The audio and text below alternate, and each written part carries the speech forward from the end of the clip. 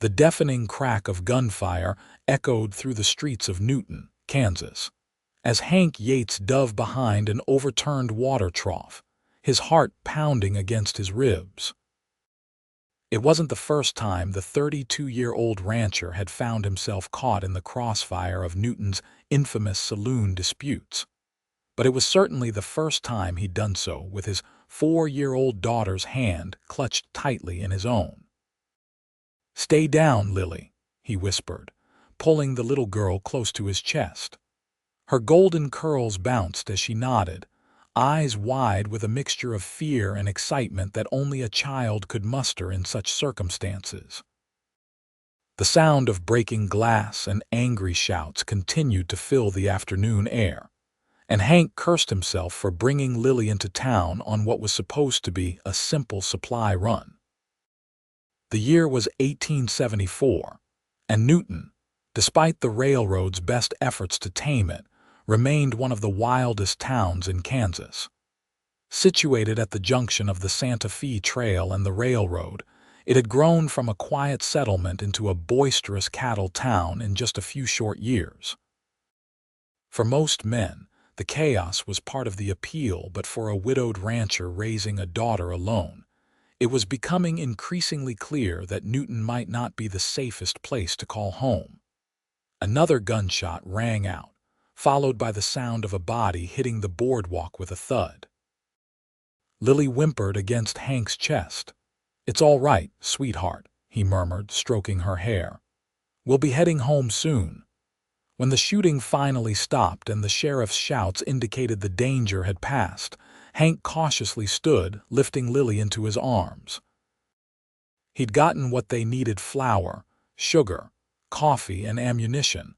But there was one more stop to make before they could return to their small ranch 10 miles outside of town. "Time to see Miss June," he told Lily, whose face immediately brightened. June Vaughn had been the schoolteacher in Newton for the past 3 years, and though Lily was still too young for formal schooling, June had been giving her informal lessons whenever Hank brought her to town. It was an arrangement that benefited everyone. Lily got education, Hank got errands done without a 4-year-old underfoot, and June got to spend time with the child she had grown to love almost as her own. The schoolhouse sat at the edge of town, a respectable distance from the saloons and brothels that gave Newton its reputation. As Hank approached, he could see June standing on the steps, watching a group of older children playing in the yard. At 26, she was younger than most school teachers in the territory, with chestnut hair that caught the sunlight and a smile that had turned more than one head in town. She had come west from Philadelphia following the death of her parents, determined to make a new life for herself where her unmarried status wouldn't be such a burden. "Miss June," Lily called out, squirming in Hank's arms until he set her down. She ran the rest of the way, her little boots kicking up dust. June knelt to receive the child's enthusiastic embrace, laughing as Lily nearly knocked her over. "Well, hello there, Miss Lily. I was beginning to think you weren't coming today." "There was shooting," Lily explained matter-of-factly, as if describing something as ordinary as rain. June's smile faltered as she looked up at Hank, who was approaching at a more dignified pace. "Again?" she asked quietly when he was close enough to hear. "Happens most days now," he replied, removing his hat respectfully. "Obliged if you could watch her for an hour or so. I've got a few more things to take care of." June nodded, taking Lily's hand. "Of course, we'll be right here." As June led Lily into the schoolhouse, Hank couldn't help but watch them go with a peculiar ache in his chest. It had been 3 years since his wife Sarah had died, bringing Lily into the world, and though he'd sworn he'd never look at another woman, he found himself increasingly drawn to the schoolteacher with the gentle voice and determined spirit. Not that it mattered. June Vaughn was educated, cultured, a proper lady from back east. She deserved better than a rough-edged rancher with calloused hands and a dubious future. Besides, she had never shown any interest beyond kindness to his daughter and cordial respect to him. That would have to be enough. With a sigh, Hank replaced his hat and headed back toward the center of town. He had a meeting with the banker that couldn't be delayed any longer. An hour later, Hank emerged from the bank with a heavy heart and an even heavier burden on his shoulders. The drought that had plagued the region for the past year had hit his small ranch hard. Without rain, the cattle were struggling, and the bank was unwilling to extend his loan any further. He had 3 months to come up with the money, or he'd lose everything: the land, the cattle, the modest house he'd built with his own hands. The house where Sarah had spent her final days. The weight of this news was still settling on him when he returned to the schoolhouse to collect Lily. The other children had gone home, and he found June and his daughter sitting together at a small table, June patiently guiding Lily's hand as she practiced writing her letters. "Look, Papa," Lily exclaimed when she saw him, holding up her slate. "I wrote my name all by myself." "That's wonderful, darling," Hank said, forcing a smile despite his troubles. "You're getting to be such a big girl." June watched him with perceptive eyes, no doubt reading the worry lines that creased his forehead. "Lily, why don't you go collect your things?" she suggested.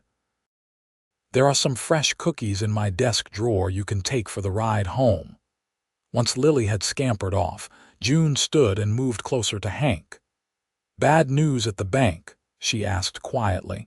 Hank hesitated, unused to sharing his burdens, but something in June's steady gaze made him nod.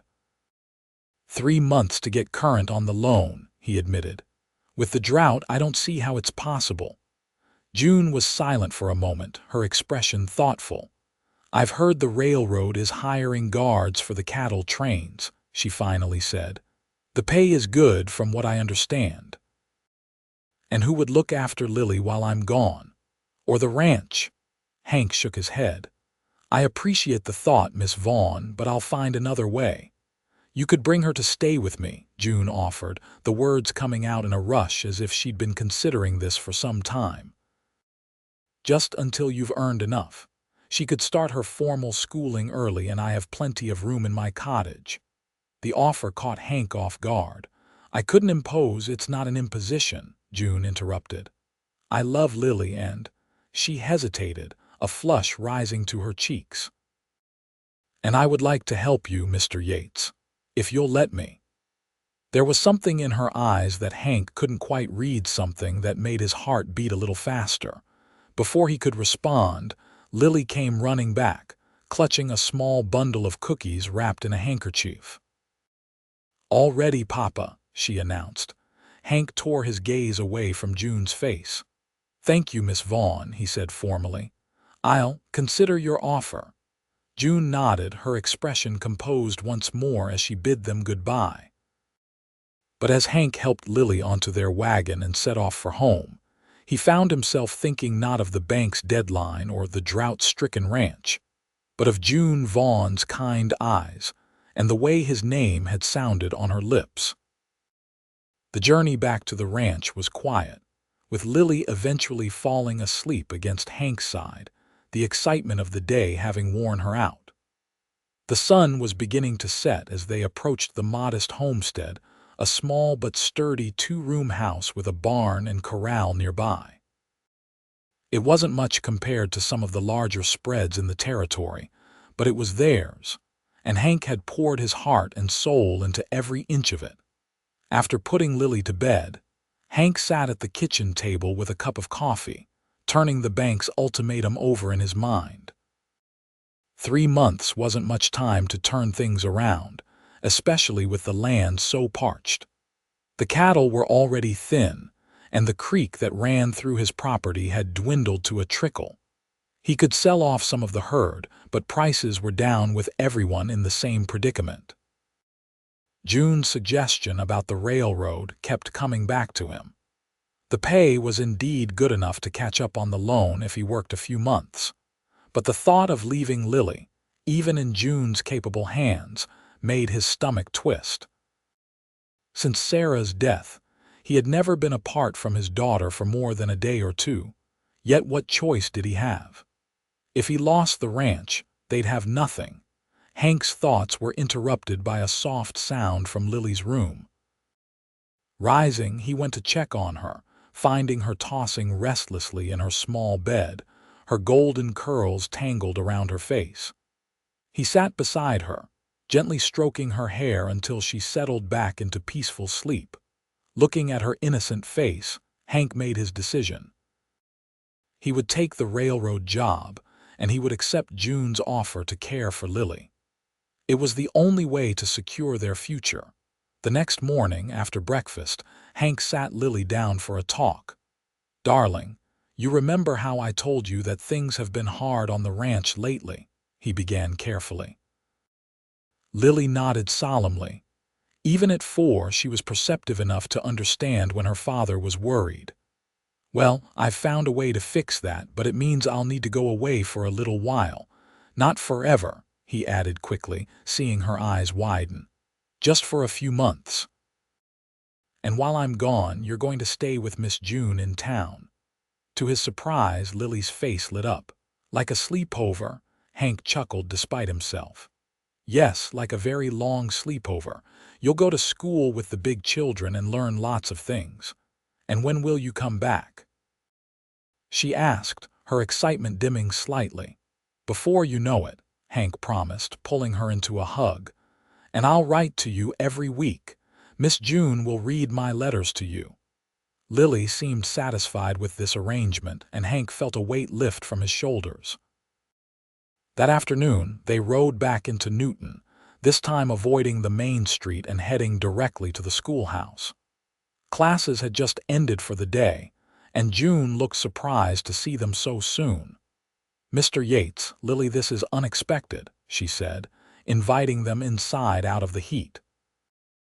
"I've been thinking about your offer," Hank said once they were seated in the cool interior of the schoolhouse. "If it still stands, I'd like to accept. The railroad's hiring for a cattle train heading to Kansas City next week." June's expression softened. "Of course the offer still stands." "Lily will be perfectly safe with me, won't you, dear?" Lily, who had been examining a colorful map on the wall, nodded enthusiastically. "Papa says it's like a sleepover and you'll teach me with the big children." "That's right," June agreed with a smile. "Though we might need to start you with lessons of your own first." The details were quickly arranged. Hank would bring Lily and her things to June's small cottage near the schoolhouse in 3 days' time, before heading to the railroad office to sign on for the job. He would be gone for at least 2 months, possibly 3, guarding the cattle trains against thieves and ensuring the livestock reached their destination safely. As they prepared to leave, June walked them to the door. "Mr. Yates," she said hesitantly, "I want you to know that your daughter will be well cared for. You have my word." Hank really looked at her for perhaps the first time. The late afternoon sun caught the auburn highlights in her hair and illuminated the sincerity in her eyes. "I know she will, Miss Vaughn," he said softly, "and I'm more grateful than I can say." June's cheeks colored slightly and she dropped her gaze. "It's nothing any friend wouldn't do, friend." The word hung between them, somehow both true and insufficient. But now wasn't the time to examine the flutter in his chest whenever June Vaughn was near.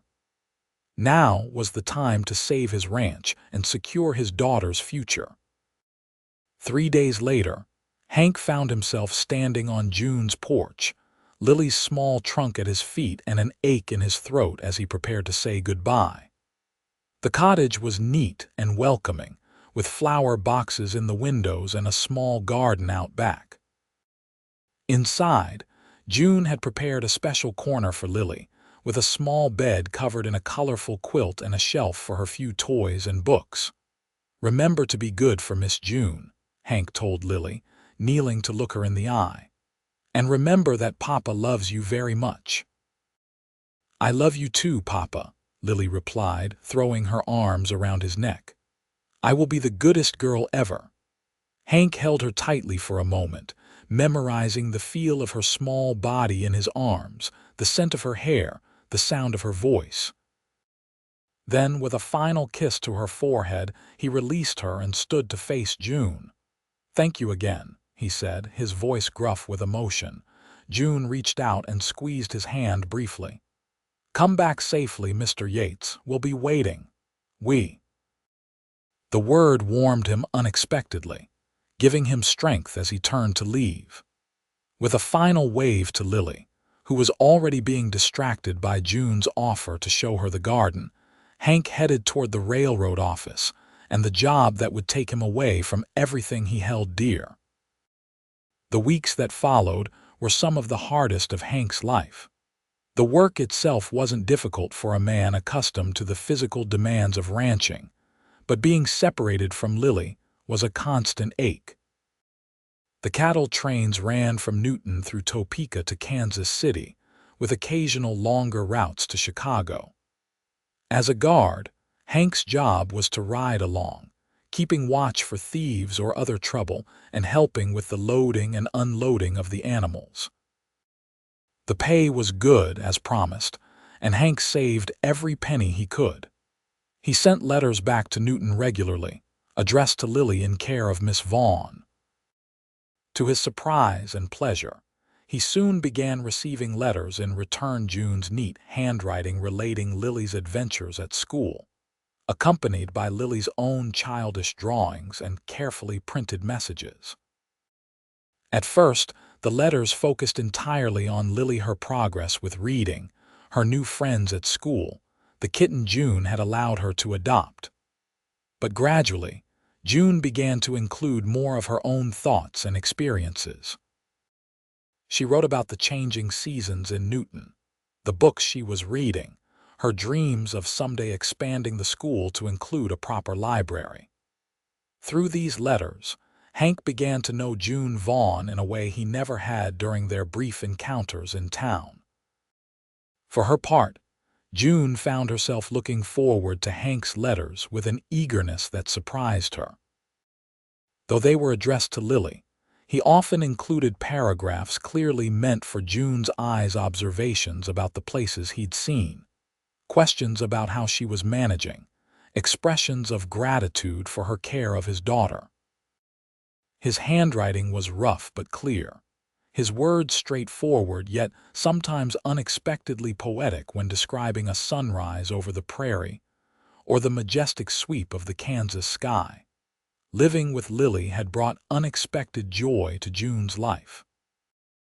The little girl's presence filled her small cottage with laughter and energy, and June discovered a maternal side of herself she hadn't known existed. She had always loved children, it was why she had become a teacher, but caring for Lily day in and day out was different from instructing a classroom full of students. It was more intimate, more challenging, and infinitely more rewarding. As September gave way to October and then November, Lily became a fixture in June's life. They developed routines and traditions, bedtime stories by lamplight, Sunday picnics when weather permitted, baking cookies together on Saturday afternoons. June taught Lily to braid her hair and tie her shoes, to count to 50 and recognize most letters of the alphabet. In return, Lily taught June the simple joy of seeing the world through a child's eyes, where every butterfly was a miracle and every puddle an ocean waiting to be splashed in. It was during one of their Sunday picnics, a relatively warm day in early November, that Lily first called June Mama. It happened naturally. Without ceremony, Lily simply asked, "Mama, can I have more apple?" before realizing what she'd said and looking up with wide, uncertain eyes. June felt her heart catch. "Lily, sweetheart," she said gently, "you know I'm not your real mama. Your mama is in heaven watching over you." Lily considered this solemnly. "I know," she said finally, "but Papa says a mama is someone who loves you and takes care of you, and you do that." So you're like a mama, too. Oh, Lily, June whispered, pulling the child into her arms. She didn't correct her again, but that night she wrote to Hank about the incident, wanting to be honest about what had happened and concerned that he might be upset. His reply came a week later, the paper creased from much handling before it reached her. Dear Miss Vaughn, do not trouble yourself about Lily calling you Mama. Children need mothering, and you have provided that where I could not. Sarah would be grateful, as am I, that Lily has found such love in your care. If it does not distress you to hear it, then please do not discourage her. I have good news. The railroad has offered me a bonus for continuing through December, which would put me well ahead of the bank's deadline. However, this would mean not returning until after Christmas. I hate to impose on your kindness further, but if you are willing to keep Lily for another month, it would secure our future in a way I had not dared hope for. Please let me know your thoughts. If it is too much to ask, I will understand and will return as planned at the end of November. With deepest gratitude, Hank Yates. June read the letter twice, her heart racing for reasons she couldn't quite name. The prospect of having Lily for another month filled her with joy, not burden. And Hank's understanding about the mama issue touched her deeply. She penned her reply immediately. Dear Mr. Yates, please accept the railroad's offer without hesitation. Lily and I will manage beautifully through Christmas, and what better gift could you give her than the security of your home?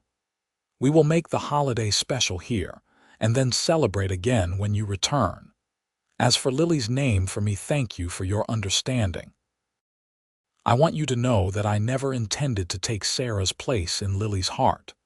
There is room there for the memory of her real mother and for the affection she has developed for me. I hope you believe that. Newton is quiet these days. Sheriff Wilson has finally managed to impose some order on the saloon district, and we haven't had a shooting in town for nearly a month, a record, I believe. The drought continues, but there was a good rain last week that has brought some color back to the land. Lily continues to thrive. She is reading simple words now and can write her full name. She speaks of you daily and keeps your photograph by her bed. She is so proud when I tell her that her papa is working hard to save their home. Take care of yourself, Mr. Yates. We await your safe return. Yours sincerely, June Vaughn. As she sealed the letter, June found herself lingering over the closing. Yours sincerely. Simple, proper words that nonetheless caused her cheeks to warm. Because the truth, which she could admit only in the privacy of her own heart, was that in Hank's absence, she had come to care for him as more than just Lily's father or a friend in need. Through his letters and through caring for his child, June had developed feelings that both thrilled and frightened her. Thrilled, because she had never expected to find such connection in the wild Kansas territory she had fled to out of desperation after her parents' deaths. Frightened, because Hank had given no indication that he saw her as anything more than a kind neighbor doing him a service. When he returned, things would go back to the way they were. Lily would return to the ranch, and June would be alone in her cottage again, with only her students and her books for company. The thought brought an unexpected ache to her chest, one she tried to dismiss as she went about preparing dinner for herself and the little girl who had so effortlessly captured her heart. December arrived with a bitter cold snap that had the citizens of Newton huddling close to their stoves and fireplaces. June kept the schoolhouse extra warm for her students, and in the evenings, she and Lily would sit by the fire in her cottage, reading stories or making decorations for the small Christmas tree June had set up in the corner of the main room. "Will Papa be home for Christmas?" Lily asked one evening as they strung cranberries for the tree.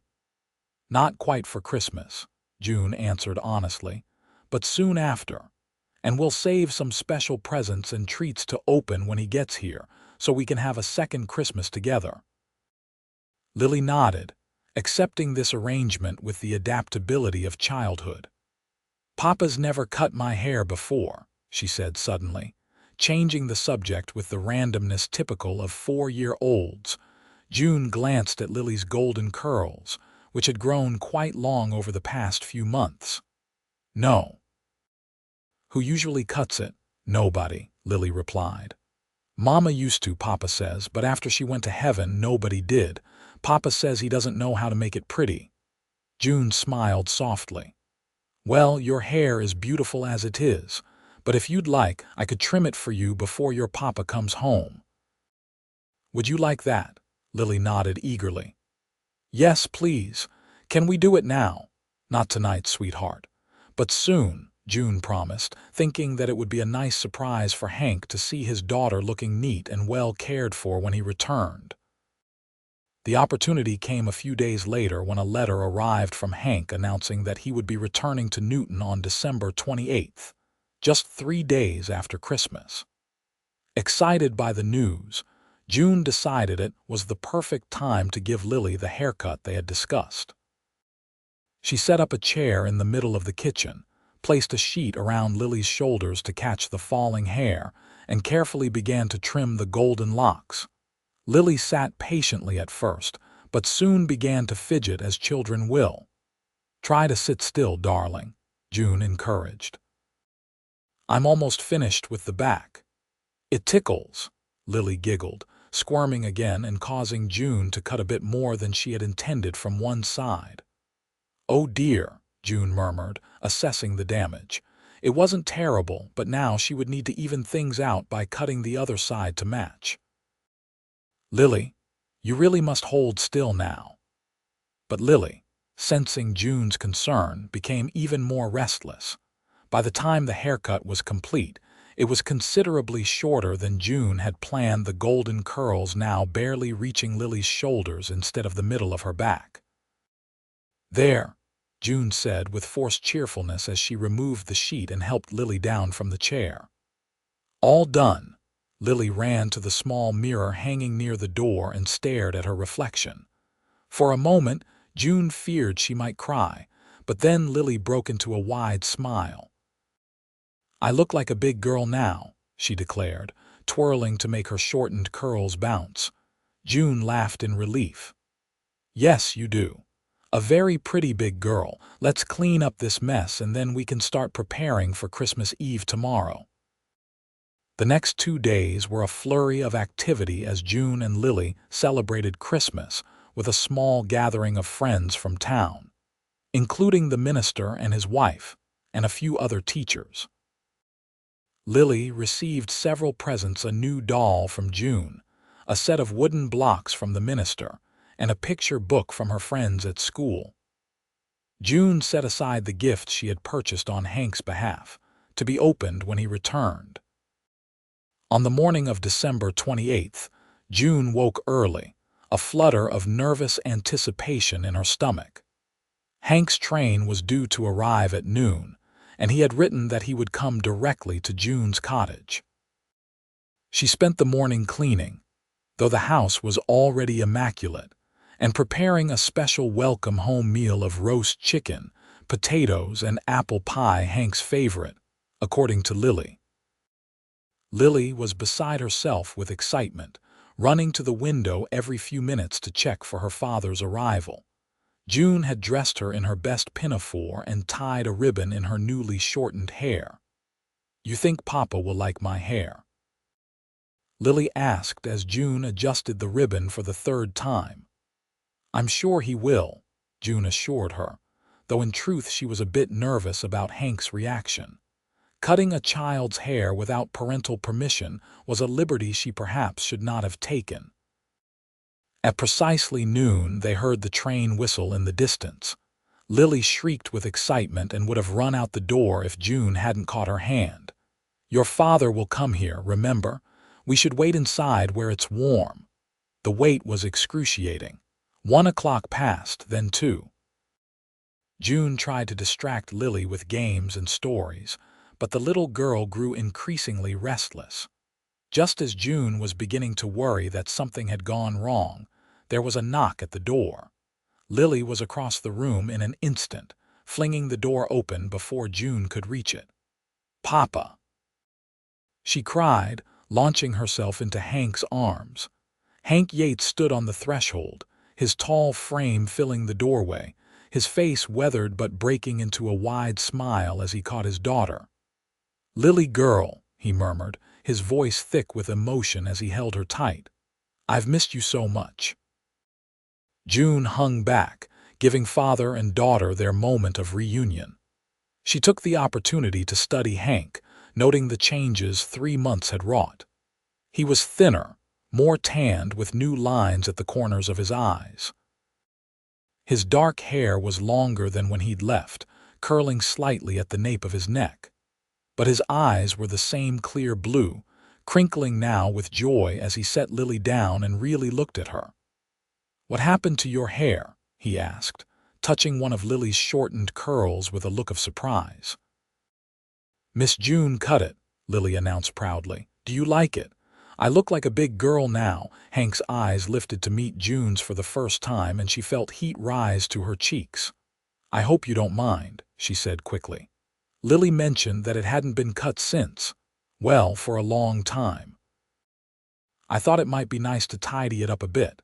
To her relief, Hank smiled. "It looks beautiful," he said, his gaze still holding hers. "Thank you, Miss Vaughn, for everything." "Please come in," June said, suddenly aware they were still standing at the door. "Dinner is ready, and you must be hungry after your journey." The meal passed in a whirl of conversation, with Lily doing most of the talking, eager to tell her father about everything he had missed. Hank listened attentively, his eyes rarely leaving his daughter's animated face. But occasionally, June would look up to find his gaze on her instead, thoughtful and warm in a way that made her heart skip. When they had finished eating and Lily had shown her father every drawing, book, and toy in the cottage, the little girl finally began to tire, her excitement giving way to the natural exhaustion of a long, emotional day.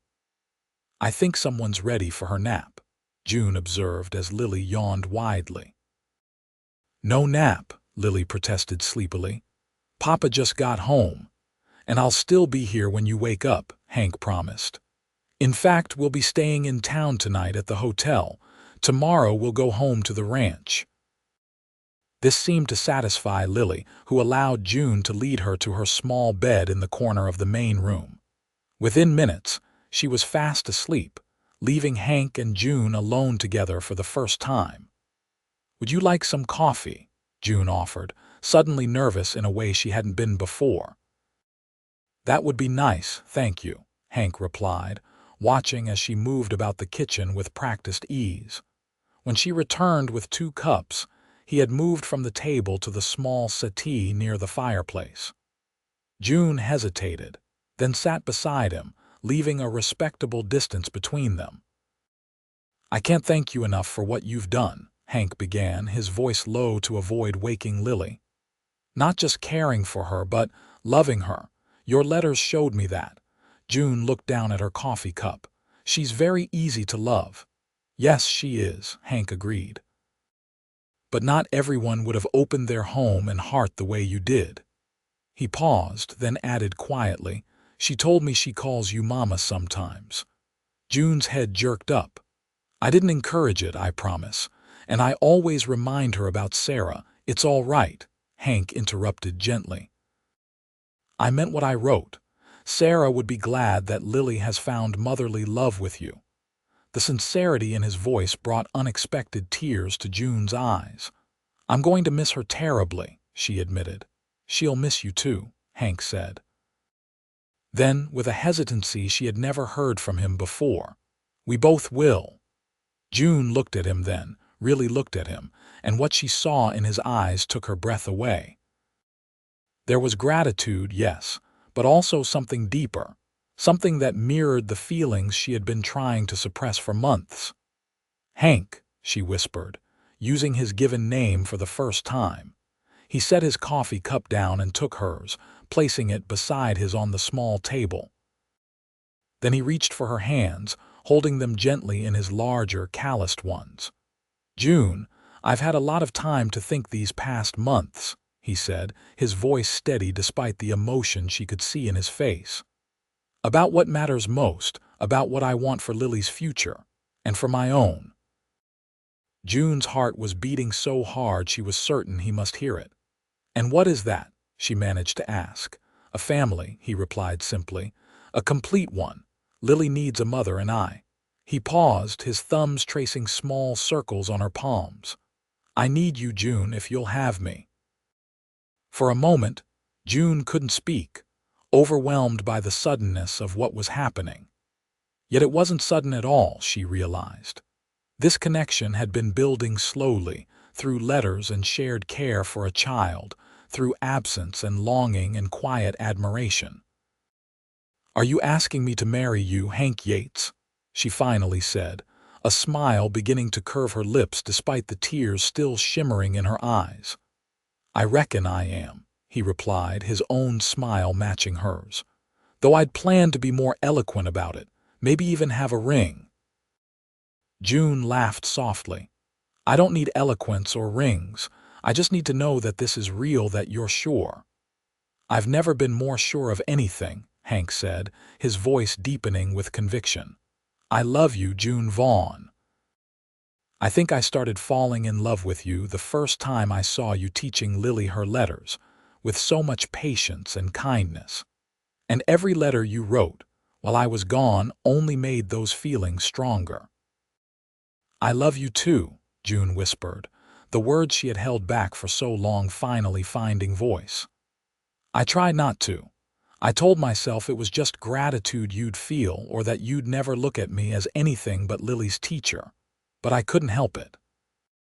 Hank released one of her hands to gently touch her cheek.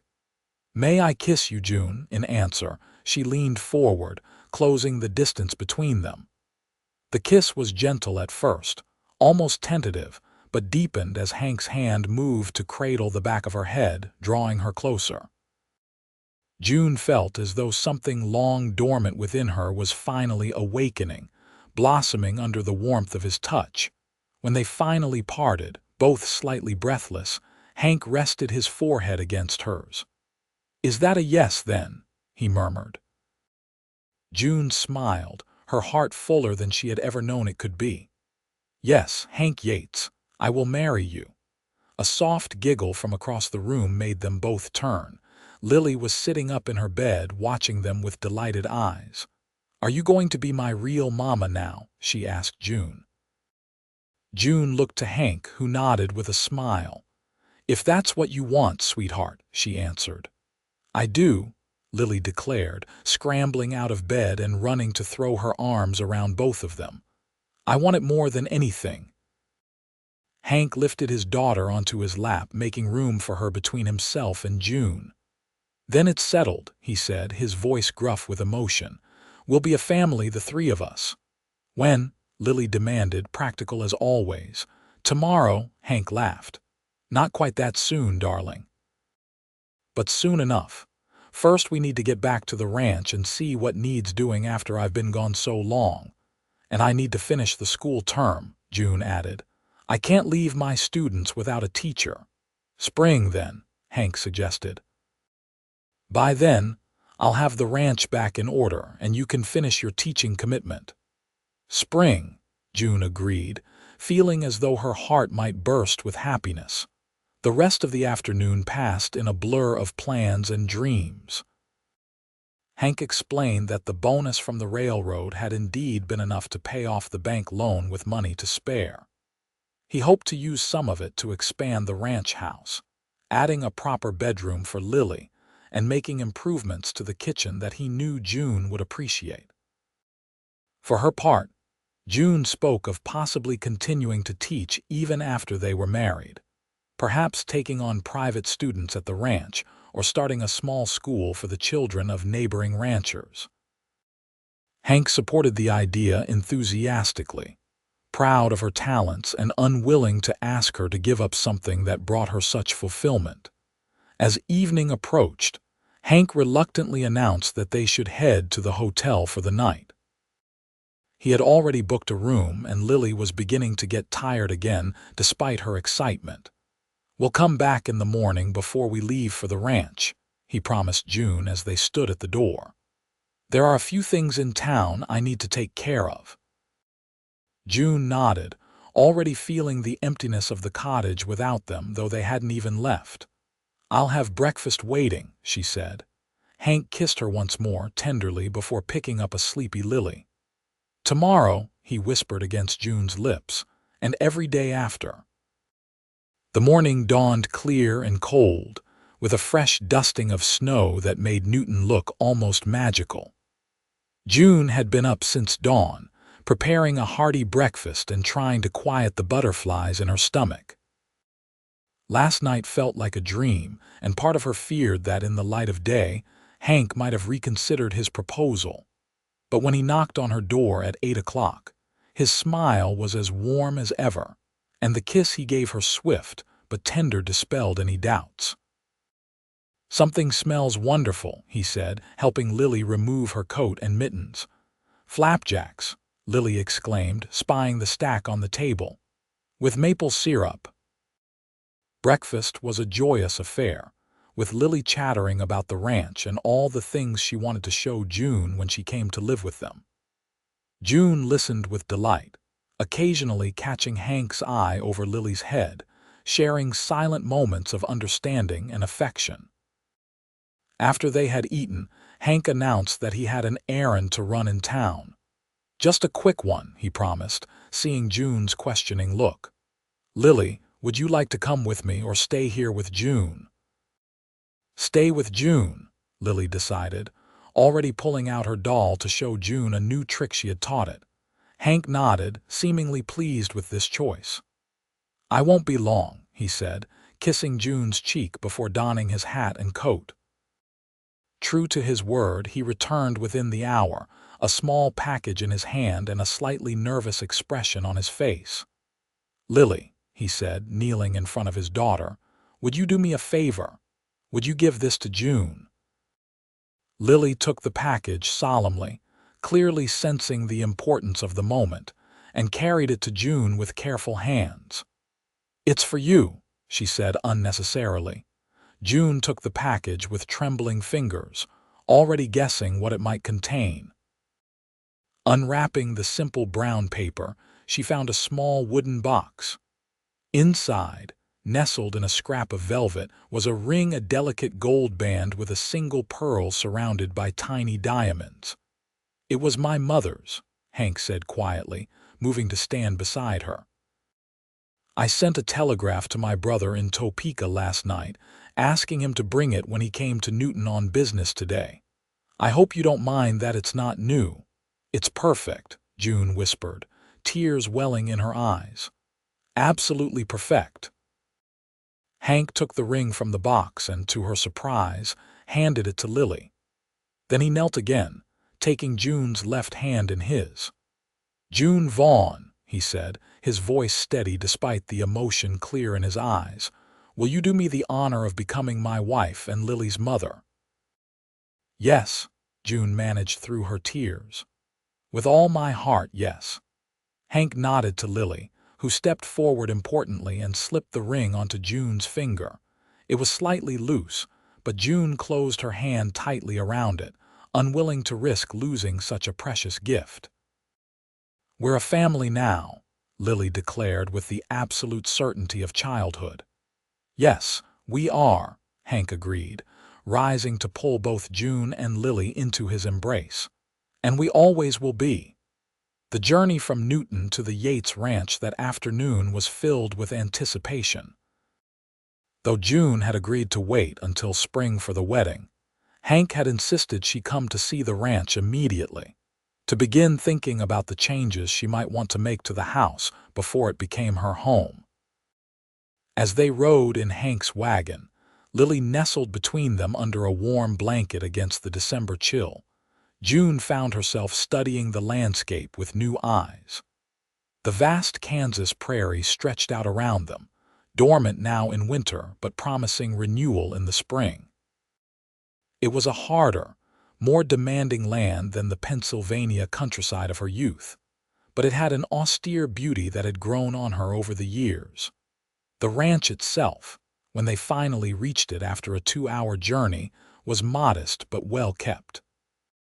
The house was smaller than June's cottage in town but solidly built of logs and stone, with a wide porch across the front and chimneys at either end. A barn stood nearby, along with a corral and several smaller outbuildings.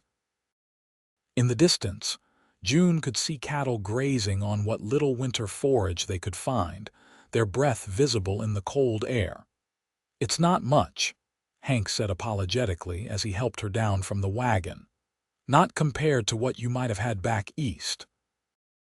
"It's wonderful," June assured him and meant it.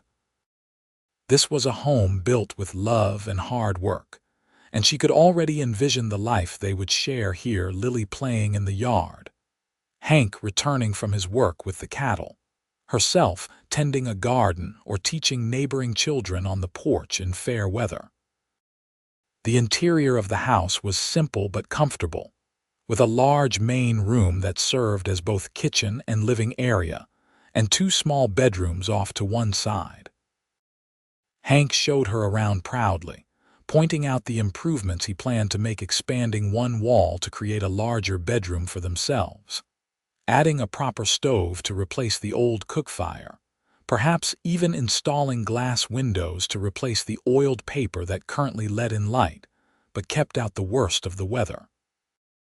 "And this will be your domain," he said, gesturing to the kitchen area. "Though I warn you, my cooking skills are limited to coffee, beans, and whatever game I can shoot," June laughed. "Then it's fortunate that I enjoy cooking, and that I brought some of my cookbooks from Philadelphia." While Hank went to check on the cattle and the 2 ranch hands who had been looking after things in his absence, June and Lily set about making the house homey again. They swept the floors, aired out the bedrooms, and prepared a simple supper of salt pork and cornbread from the supplies Hank had purchased in town. By the time Hank returned, stamping snow from his boots and bringing a blast of cold air with him, the house was warm and filled with the smell of cooking food. He stopped in the doorway, his expression one of wonder as he took in the scene: June at the stove, Lily setting the table, the fire crackling in the hearth.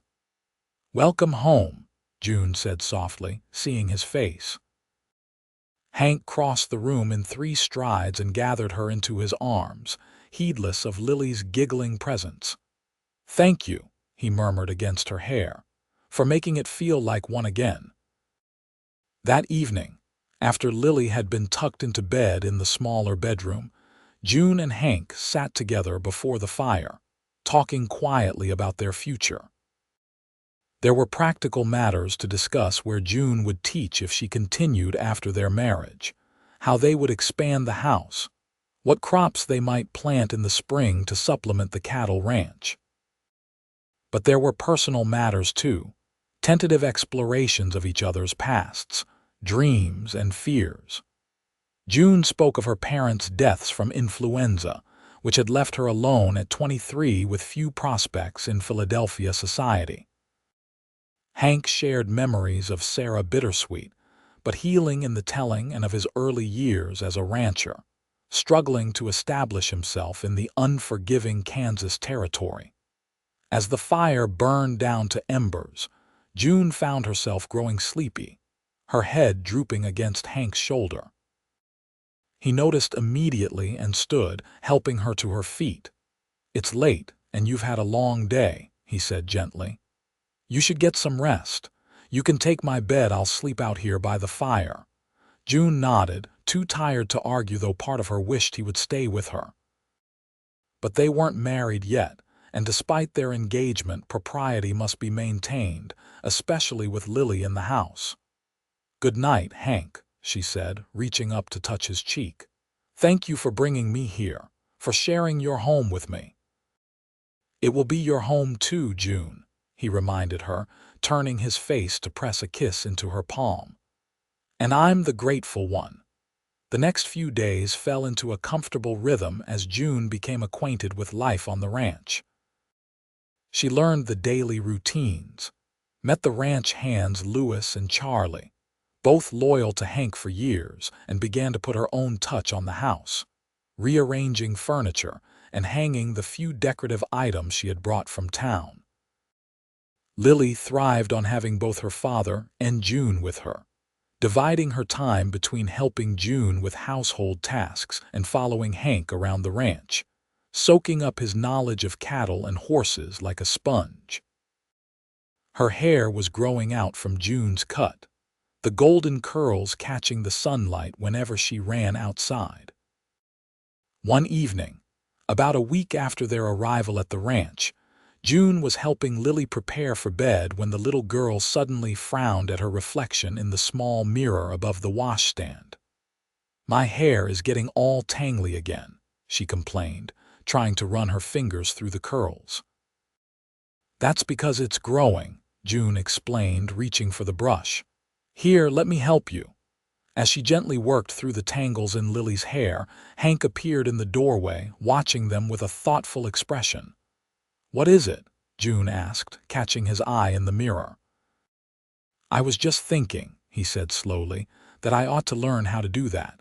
Sarah always took care of Lily's hair, and after she was gone, well, I never knew what to do with all those curls." June smiled encouragingly. "It's not difficult. Would you like me to teach you?" Hank nodded, moving into the room to stand beside them. "If you don't mind." "I don't mind at all," June replied, handing him the brush. "Start at the bottom and work your way up like this." She guided his hand, showing him how to hold the hair above where he was brushing to prevent pulling on Lily's scalp. Hank's large, work-roughened hands were surprisingly gentle as he attempted to follow June's instructions. Lily giggled as he clumsily worked through a particularly stubborn tangle. "Papa, you're not very good at this." "No, I reckon I'm not," Hank admitted with a self-deprecating smile, "but I'm learning." "That's right," June encouraged. "Everyone has to start somewhere. Now, would you like to try braiding it for the night? That will help keep it from tangling while she sleeps." Hank looked dubious, but nodded. June showed him how to divide the hair into 3 sections and cross them over each other, but his fingers seemed too big for the delicate task, and the braid quickly became uneven and loose. "This is harder than breaking a wild horse," he muttered, frustration evident in his voice. Lily turned around to look at him, her expression serious. "It's okay, Papa. You can practice more tomorrow." Hank's frustration melted into a smile at his daughter's earnest encouragement. "I will, Lily girl. I promise." True to his word, Hank practiced brushing and braiding Lily's hair every evening after that, under June's patient tutelage. Though his first attempts were clumsy, he improved steadily, determined to master this small but important aspect of caring for his daughter. June watched his progress with pride and growing love. Many men would have dismissed such a task as women's work, but Hank approached it with the same determination he brought to everything else in his life. It was just one more reason she had fallen in love with him, his willingness to step outside the traditional boundaries of what a man should be or do, especially for the sake of his child. As Christmas approached, June found herself thinking of the small cottage in Newton with a mix of nostalgia and anticipation. Though she missed her independence and her teaching, the life she was building with Hank and Lily filled her with a deeper joy than she had ever known. One morning, as she was preparing breakfast while Hank and Lily were out checking on a new calf that had been born during the night, June noticed a calendar hanging on the wall near the door. February 14th had been circled in pencil, with the words "Wedding Day" written beside it. Her heart skipped a beat at the sight. They had discussed a spring wedding, but hadn't set an exact date. February seemed barely 6 weeks away, but as she thought about it, June realized she didn't want to wait any longer than necessary to officially become Hank's wife and Lily's mother. When Hank and Lily returned, rosy-cheeked from the cold but excited about the healthy new addition to the herd, June pointed to the calendar. "Valentine's Day?" she asked, raising an eyebrow. Hank had the grace to look slightly abashed. "I hope you don't mind." "I know we said spring, but February seemed right somehow. Romantic, like in those novels you're always reading." June laughed, surprised and touched that he had noticed her preference for romance novels. "I don't mind at all. In fact, I think it's perfect." "Really?" Hank's face brightened. "I thought maybe it was too soon, or you might want more time to plan." Or June silenced him with a kiss, ignoring Lily's theatrical "you" from beside them. "Valentine's Day it is," she said firmly when they parted. "I'll write to Reverend Thompson tomorrow." With the date set, preparations for the wedding began in earnest. June rode into Newton once a week to continue her teaching she had promised to finish out the term and to make arrangements for the ceremony. Hank, meanwhile, threw himself into the planned expansions of the house, determined to have them completed before the wedding. The weeks passed quickly, filled with hard work and growing anticipation. June ordered a simple but elegant wedding dress from the dressmaker in Newton, and Hank surprised her by commissioning a special dress for Lily as well, who would serve as their only attendant. The ranch hands, Louis and Charlie, built an arch for the ceremony, which would take place on the porch of the ranch house if weather permitted, or in the main room if not. February 14th dawned clear and unusually mild for a Kansas winter day. June woke early in the bedroom she had been sharing with Lily, her stomach fluttering with nervous excitement. Today, she would become Mrs. Hank Yates, a wife and mother in truth rather than just in her dreams. Lily was already awake, bouncing on the bed with barely contained enthusiasm. "It's wedding day," she announced, as if June might have forgotten. "I get to wear my special dress and carry flowers and everything." "Yes, you do," June agreed, sitting up and pulling the little girl into a hug. "And you're going to be the prettiest flower girl ever."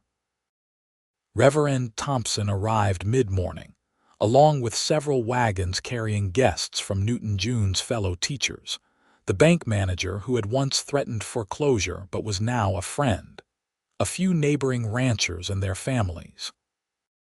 By noon, everything was ready, and June found herself in the bedroom, putting the finishing touches on her appearance with the help of her friend Meredith, who taught the younger children at the school. "You look beautiful," Meredith said sincerely, adjusting the simple veil that crowned June's upswept hair. "Hank Yates is a lucky man." "I'm the lucky one," June replied, smoothing the skirt of her ivory wedding dress.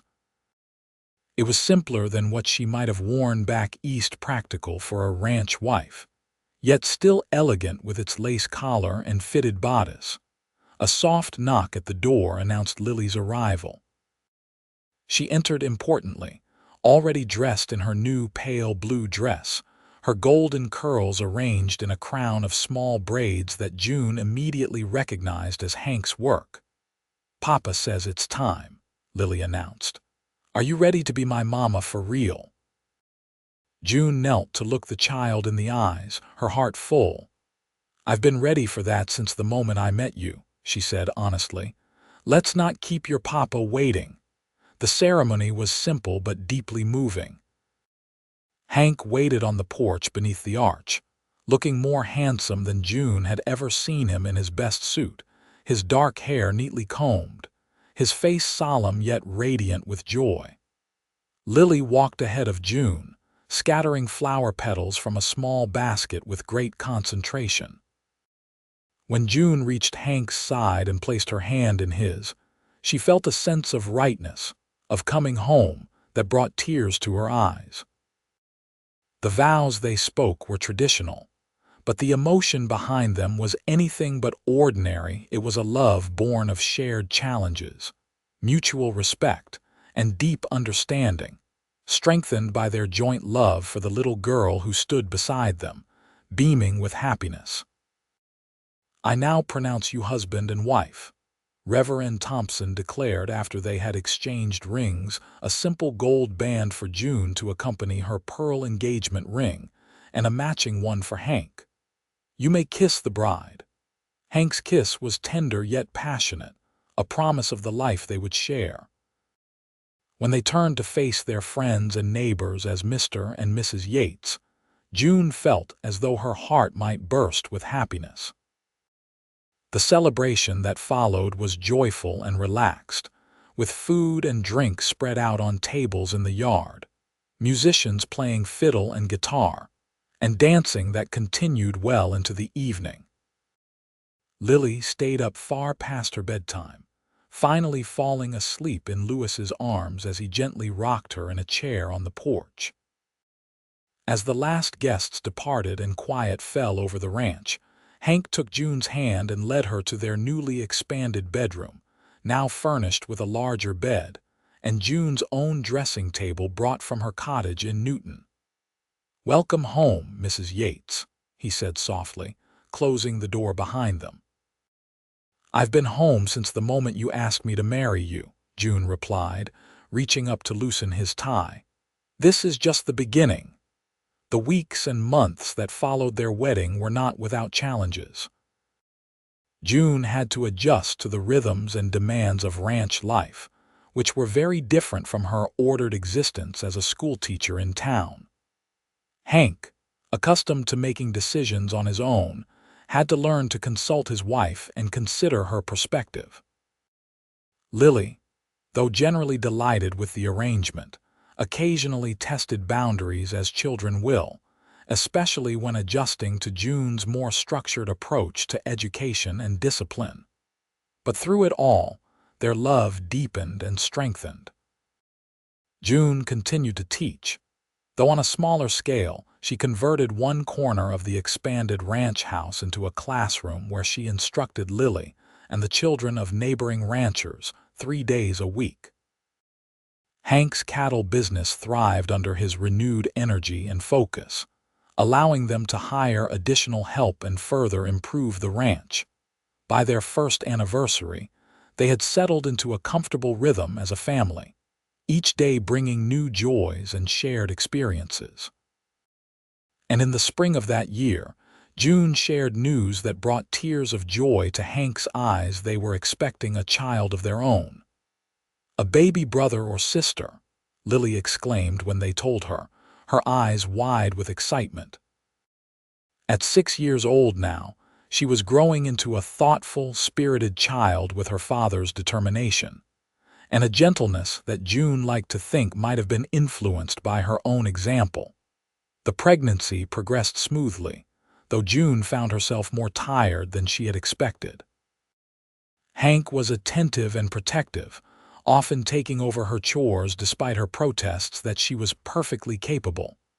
"Let me do this for you," he would say, gently but firmly. "You're doing the much harder work of growing our child." In late November, as the first snows of winter began to fall, June gave birth to a healthy baby boy they named Samuel, after Hank's father. Lily was enchanted with her baby brother, proudly helping June with his care and often sitting by his cradle, telling him stories or showing him her toys. As Christmas approached, bringing with it Samuel's first-month birthday, Hank found himself watching his family with a sense of wonder and gratitude. June nursing the baby by the fire, Lily carefully hanging decorations on the small pine tree they had cut from the woods at the edge of their property. It was a scene of domestic happiness he had never dared to hope for after Sarah's death. One evening, as Lily was preparing for bed, she called out to him, "Papa, can you braid my hair tonight, the way you did for the wedding?"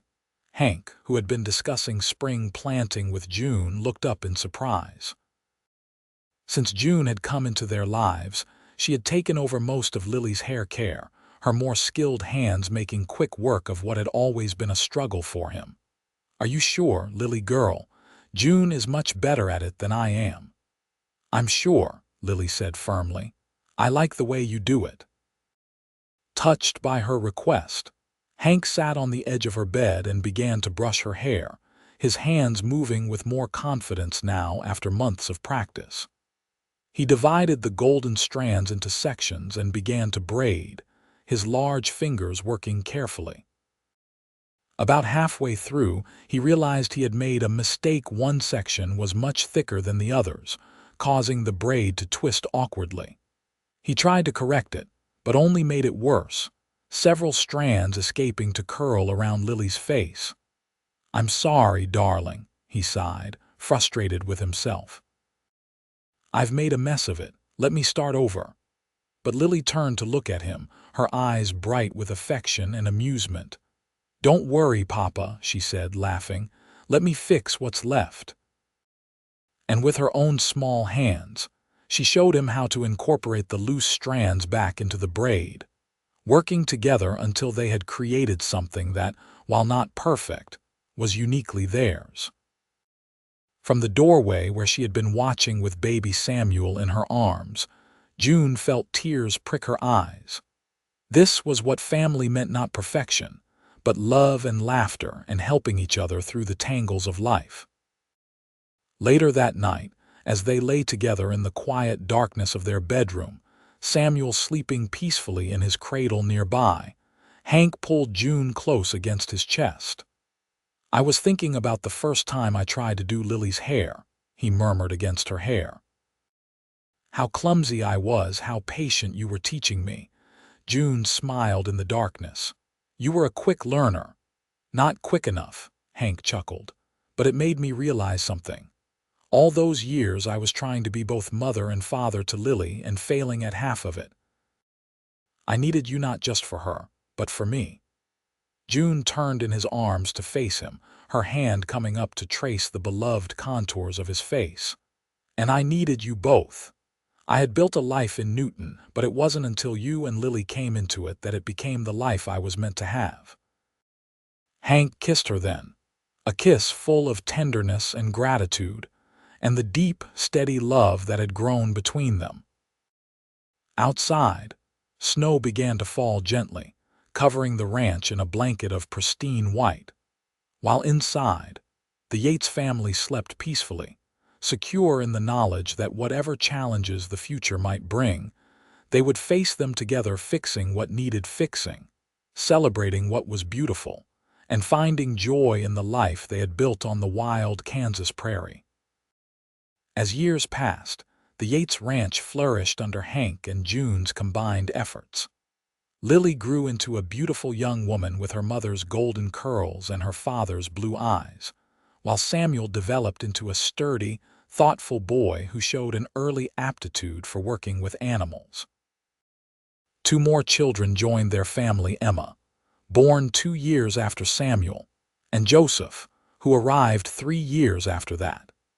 Each child brought new joys and challenges, and the ranch house expanded again to accommodate their growing family. June continued to teach, eventually establishing a proper school on the ranch that served children from miles around. Hank's cattle operation became one of the most respected in the region, known for quality stock and fair dealing. Together, they built a life that balanced hard work with deep love, creating a legacy that would endure long after the wild days of Newton had faded into history. And on quiet evenings, when the younger children were asleep and Lily was helping with the dishes, Hank would sometimes still offer to braid her hair, no longer a necessity, but a tradition, a reminder of how their family had begun. Lily would laugh and sit patiently while his now practiced hands worked through her golden curls, occasionally needing help with a particularly stubborn tangle or complicated pattern. "Let me fix what's left," she would say with a smile, her hands joining his in a dance they had perfected over years of love and trust. And June, watching them from her rocking chair by the fire, often with a baby in her arms or a book in her lap, would think of that first clumsy haircut and the journey it had begun from a widowed rancher and a lonely schoolteacher to a family bound by choice as much as by blood, proving that even in the wild, untamed West, love could build the strongest of foundations.